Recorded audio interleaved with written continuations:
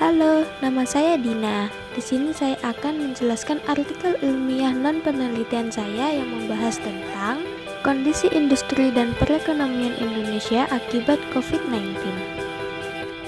Wabah COVID-19 terus menyebar ke seluruh dunia. Musibah ini telah menyebabkan perekonomian yang kian memburuk. Mewabahnya virus corona ini menyebabkan hasil industri terus turun drastis. Otomatis perekonomian di suatu negaranya pun ikut menurun. Dengan keterbatasan bahan baku, faktor sumber daya manusia, dan faktor-faktor lainnya membuat hampir semua perusahaan kesusahan dalam melakukan operasionalnya. Apalagi perusahaan manufaktur yang berada di kota-kota besar seperti Jakarta dan Surabaya.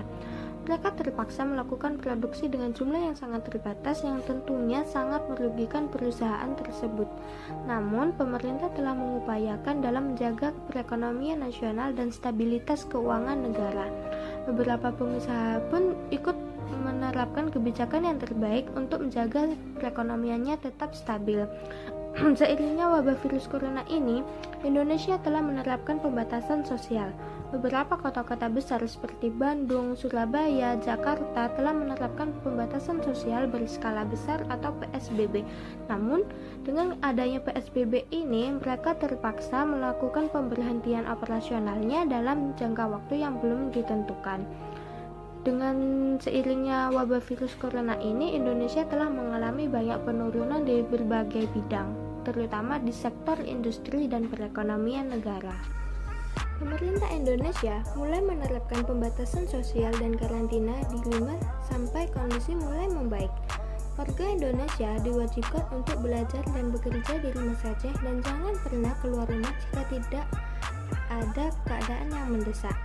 Salah satu contoh dampak negatif dari permasalahan ini adalah tingkat perekonomian negara yang menurun secara drastis dan terhambatnya operasional perindustrian terutama di sektor manufaktur. Dampak bagi beberapa perindustrian di Indonesia. Pemerintah Indonesia dan beberapa pengusaha telah meneliti dan memperhitungkan pertumbuhan yang telah terjadi selama penyebaran virus corona ini. Tingkat penghasilan dari perusahaan-perusahaan sangat menurun drastis. Padahal faktanya perindustrian sangat berperan besar, terutama industri manufaktur yang merupakan salah satu penyumbang terbesar dari produk domestik bruto atau PDB Indonesia di 2019.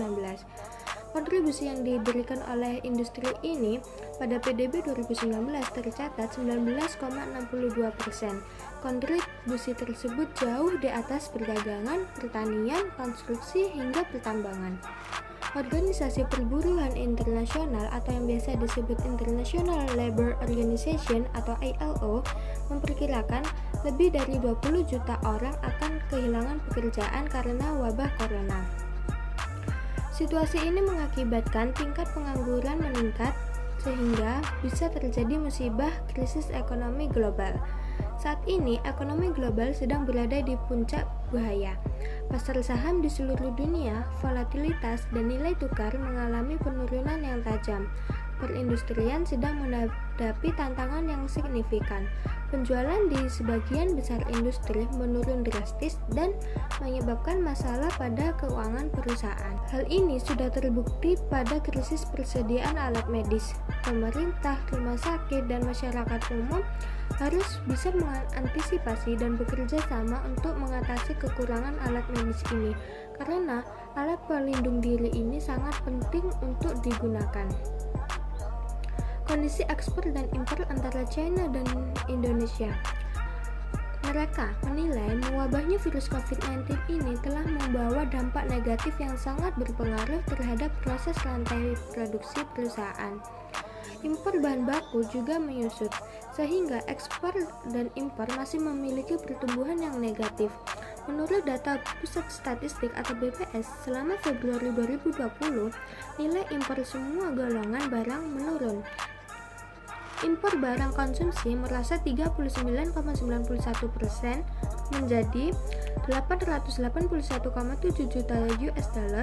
Kemudian, impor bahan baku turun 15,89% menjadi 8,89 miliar US dollar dan barang modal turun 18,03% menjadi 1,83 US dollar. Negara China merupakan negara ekspor terbesar di Indonesia. Maksud saya di dunia. Adanya virus corona yang terjadi di negara tirai bambu ini menyebabkan perdagangan internasional antara China dan Indonesia sangat memburuk.